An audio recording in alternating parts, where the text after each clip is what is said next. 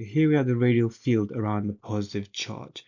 I'm going to add these lines on here. These are what we call equipotentials, and they show the electric potential at different points around the positive charge there.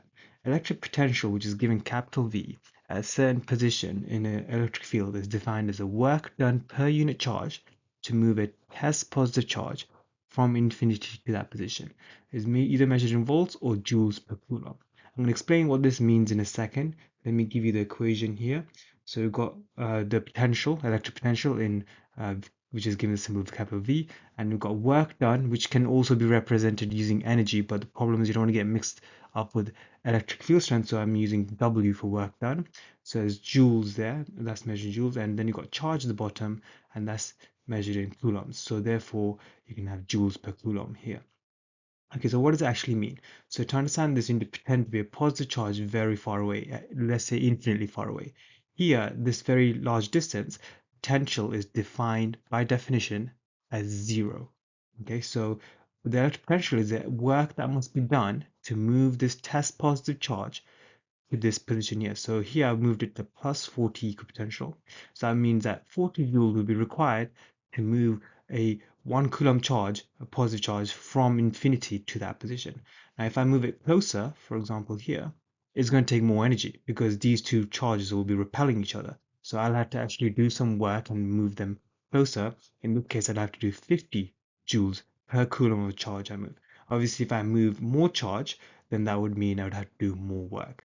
Now we have a negative charge, and the only difference here is that the electric potential around this is negative. So that's our first question. Explain why the electric potential around a negative charge is negative. Okay, so the definition is the first thing we need to understand, which is work done per unit charge to move a test positive charge from infinity to that position. Second important point is that at infinity, the electric potential is defined as zero. So I'm going to pretend it to be a test positive charge at infinity, where the potential is defined as zero. I'm going to move this charge closer into the field.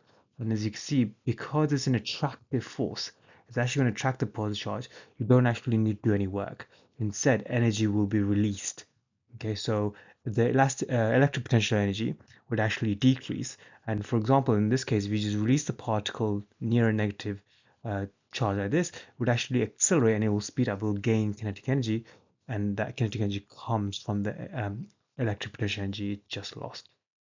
Example 2a, a distant proton is fired at the nucleus of a carbon atom. The proton stops at point P. Calculate the change in electric potential energy in joules. Okay, so let's pretend to be a very distant proton over here, so infinitely far away, so where the potential is defined as zero. And we're fired at the nucleus, so the nucleus is going to repel this proton and is going to stop at point P. Okay, at point P, the potential is 22 joules per coulomb because you can read that because that's where the potential is. Okay, so the change in potential, electric potential, is 22 because we're going from 0 to 22, so the change is 22. If we multiply this by charge, then we can get the change in electric potential energy. Okay, because that's in joules per coulomb. So we need to multiply this by the charge of a proton. Okay, so times 1.6 times 10 to the power minus 19, and that gives us the change in electric potential energy. This is gaining electric potential energy because it's getting the kinetic energy is fired with, it's slowing down and it's turning into electric potential energy, and work is being done in order to or against the electric force of repulsion in this case. Okay, the carbon atom, the 6 and the 12, they're not used in this question. Example 2b, calculate the energy required to completely remove an electron from point Q in the electric field. So if we want to remove it completely, we're going to have to send it all the way to infinitely, basically to potential where potential equals zero. So currently it's an electric potential of plus 16 joules per coulomb. So the difference is going to be 16 joules per coulomb. 16 minus 0 is 16. So times this by the charge, and then we get the change in electric potential energy that's required to do this. So the charge of an electron is 1.6 times 10 to the power minus 19. So that gives us 2.56 times 10 to the power minus 19 joules. Okay, we'd have to actually do work because the nucleus is attracting the electron. So we would have to do work and have to push it away from the nucleus to remove it completely. Okay, example 3 here. A 2 plus ion moves from point A to point B as shown in the diagram. Determine how the energy of the ion changes from A to B.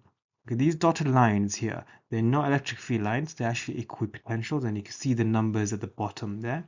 And it's moving from plus 10 volts to minus 10 volts.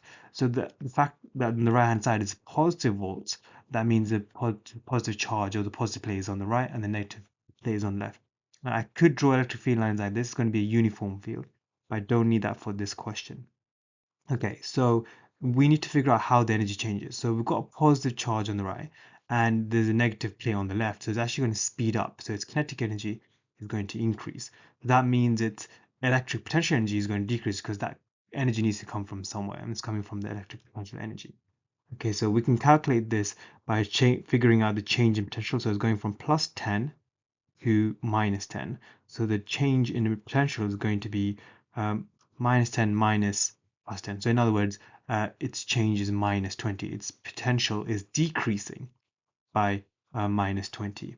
Okay, now to get the electric potential energy, I need to multiply this by charge because that's in joules per coulomb. So if I multiply by charge, we're moving a plus 2 ion. So that's times 2 times 1.6 times 10 to the power of minus 19 coulombs, and that gives us the change in energy. So the electric potential energy here is decreasing by 6.4 times 10 to the power of minus 19 joules, while the kinetic energy is increasing by that same amount. Okay, an electron is moved from x to y as shown in the diagram. Calculate the work done against or by the electric force, in other words, the change in electric potential energy. And the distance from x to y is given. Explain how you arrived at your answer. Okay, so actually the answer is 0 joules. This is because as you go from x to y, the change in potential is 0. It's in the same equipotential. And it wouldn't even matter if you took a different route like this. So the overall change in potential energy is 0. So the work done against the electric force or by the electric force is 0. Another way to explain this, that's 0 joules, is to understand that work done is defined as force times distance moved parallel to the force. In this case, the distance moved is along a tangent to that curve that we have here. So at any point, the velocity or the change in distance is along this curve here, while the force is actually at 90 degrees. So the electric force is pointing towards the center at each point.